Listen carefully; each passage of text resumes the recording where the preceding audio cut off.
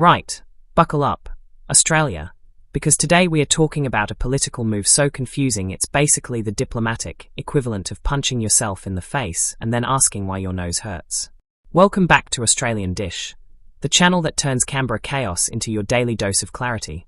And today's episode has a Prime Minister seemingly at war with his own talking points.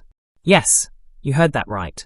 Anthony Albanese, a man usually pretty disciplined with his messaging, appears to be quietly dismantling the very arguments his own team built to counter Pauline Hanson.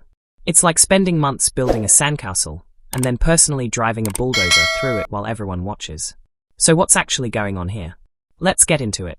For years now, Labor's strategy against One Nation has followed a familiar script. Paint Pauline Hanson and her party as fringe, as divisive, as out of step with modern multicultural Australia.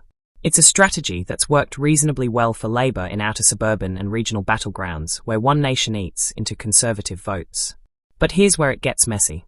Sky News contributor James Bolt has pointed out something that's hard to unsee once you notice it. Albanese himself has, on more than one occasion, echoed language and positions strikingly similar to the very ones his party spent years criticising Hanson for holding. Bolt didn't hold back on his read of the situation. He asked, quite bluntly, what exactly is Anthony Albanese's obsession with undoing every single attack line he has on Pauline Hanson? And when you frame it that way, it does raise a fair question. If your entire political survival strategy against a rival hinges on portraying them as extreme, you probably shouldn't be handing them ammunition to say, hang on, isn't that what you just said too? Now here's the analogy that makes this whole thing click. Imagine you're a boxer who spent the whole training camp telling everyone your opponent fights dirty, throws low blows, breaks the rules. Then halfway through the match, the cameras catch you throwing the exact same low blow. Suddenly your pre-fight trash talk isn't looking like strategy anymore, it's looking like a confession. Let's talk about where this tension is actually coming from, because context matters here, and we are not about vibes, we are about substance. Over the past several months, immigration levels, multicultural policy, and national identity have become hot-button issues again in Australian political discourse. Pauline Hanson and One Nation have leaned hard into messaging around a unifying national culture, tighter migration settings, and skepticism toward multiculturalism as an official government framework. It's classic One Nation territory, nothing shocking there. But what has raised eyebrows is that some of Albanese's own recent commentary, particularly around social cohesion, community expectations, and integration, has started to sound less like the sharp rebuttal Labor once offered, and more like a slightly repackaged version of the argument. Whether that's a genuine policy evolution responding to shifting public sentiment, or simply Albanese trying to occupy the middle ground so One Nation can't outflank him, depends entirely on who you ask. And this is where perspective really matters. So let's break down the room. From the government's side, the argument is that responsible leadership means listening to legitimate community concerns about migration and cohesion without adopting extreme rhetoric. Labor figures would likely argue there's a difference between acknowledging an issue exists and demonizing entire communities over it. Nuance, not hypocrisy, is how they'd frame it. From the coalition benches, now led by Angus with Matt Canavan heading the Nationals, the criticism has generally been that Labor talks tough on cohesion, but delivers policy outcomes that don't match the rhetoric, essentially accusing the government of saying the right words without the follow-through. And then you've got commentators like James Bolt arguing this is simpler than either side wants to admit. His view, straightforwardly, is that if Albanese wants to genuinely diminish Hanson's political relevance, he can't do that while simultaneously validating parts of her platform. As Bolt put it, that gets hard to do when you're guilty of everything you attack her with.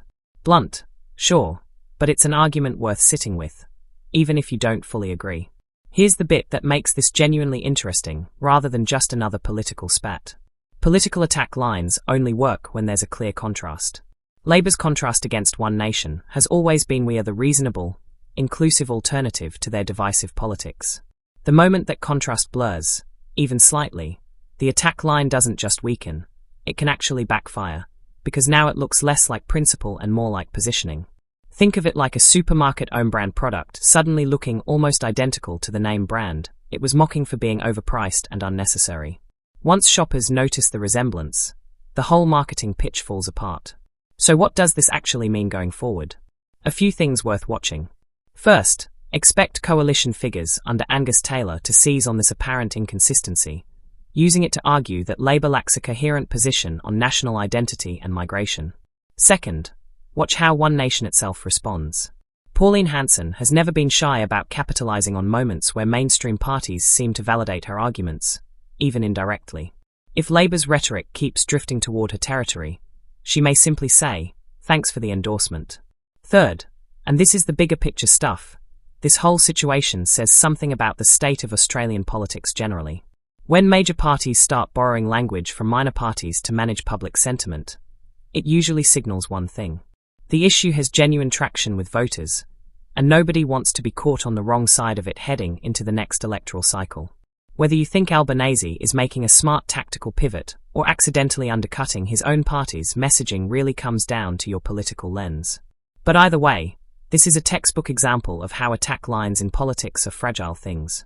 They rely entirely on consistency, and consistency is exactly what gets tested the moment public opinion starts shifting under your feet. And that, right there, is the real story behind the headline. Not really about Hanson at all. It's about how hard it is to hold a hard line in politics when the ground keeps moving. So here's the question worth chewing on. Is this Albanese playing smart centrist politics to neutralise a rival?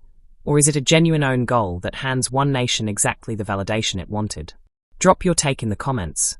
I guarantee it'll be a spicier debate than question time itself. If you enjoyed this breakdown, smash that subscribe button so you don't miss the next episode. Because Australian politics never runs out of plot twists, and neither do we. Catch you in the next one.